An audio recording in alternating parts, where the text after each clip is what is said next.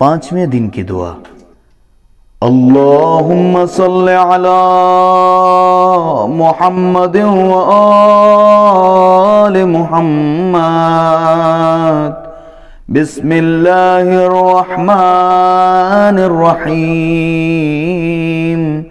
اللہم اجعلنی فیہ من المستغفرین واجعلنی فیہ من عبادک الصالحین القانتین واجعلنی فیہ من اولیائک المقربین برأفتک یا ارحم الراحمین۔ بار الہ، مجھے اس دن اور ماہ میں استغفار کرنے والوں میں سے قرار دے۔ خداوندہ مجھے اس دن اور ماہ میں اپنے نیک و صالح اور اطاعت کرنے والے افراد میں شمار کر۔ پروردگار مجھے اس دن اور ماہ میں اپنے مقرب دوستوں میں سے قرار دے۔ اپنی مہربانی سے اے سب سے زیادہ رحم کرنے والے۔ اس دعا میں سب سے پہلی چیز جو ہے وہ یہ ہے کہ اللہم اجعلنی فی من المستغفرین، اے پروردگار تو ہمیں استغفار کرنے والوں میں شمار فرما، استغفار کرنے والوں میں شمار فرما، توبہ کرنے والوں میں شمار فرما۔ مولا علی علیہ السلام کے سامنے کوئی استغفر اللہ کر رہا تھا، مولا علی علیہ السلام نے فرمایا کہ یہ کون سا استغفار ہے؟ کہا مولا توبہ کر رہا ہوں۔ کہا ایسے توبہ ہوتی ہے؟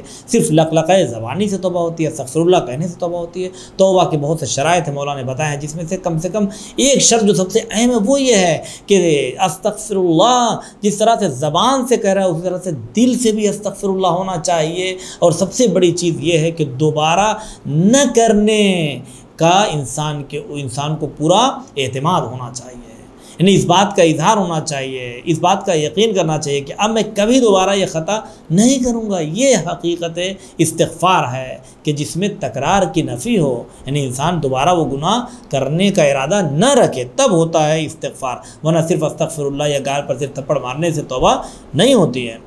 اور اللہ تو ہمیں صالحین میں شمار فرما، اپنے نیک بندوں میں شمار فرما۔ اس مہینے میں کہ جس میں جو صالحین کا مہینہ ہے، نیک بندوں کا مہینہ ہے، اس میں بھی انسان اگر خدا کے ظالمین بندوں میں شمار ہو، منافقین بندوں میں شمار ہو جائے، کافرین بندوں میں شمار ہو جائے، تو یقیناً یہ کتنی غلط بات ہے اور کتنی افسوس والی بات ہے۔ اور قانتین وہ بندے ایسے نہیں صالحین بن جاتے ہیں، قانتین جو پروردگار جو تیری عبادت کرتے ہیں، جو خلوص دل کے ساتھ تیری توحید کا کلمہ پڑھتے ہیں، جو تجھے دل سے مانتے ہیں۔ وَاجْعَلْنِي فِيهِ مِنْ أَوْلِيَائِكَ الْمُقَرَّبِينَ، پروردگار اس میں تو اپنے اولیاء مقربین میں ہمیں شمار فرما۔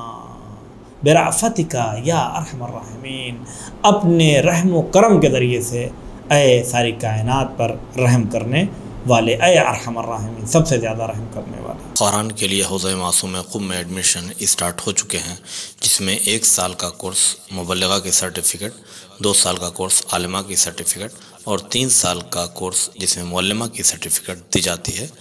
اور اس کی رجسٹریشن کی لاسٹ ڈیٹ ہے 31 مارچ 2023، 1 اپریل سے کلاسز اسٹارٹ ہو رہی ہیں۔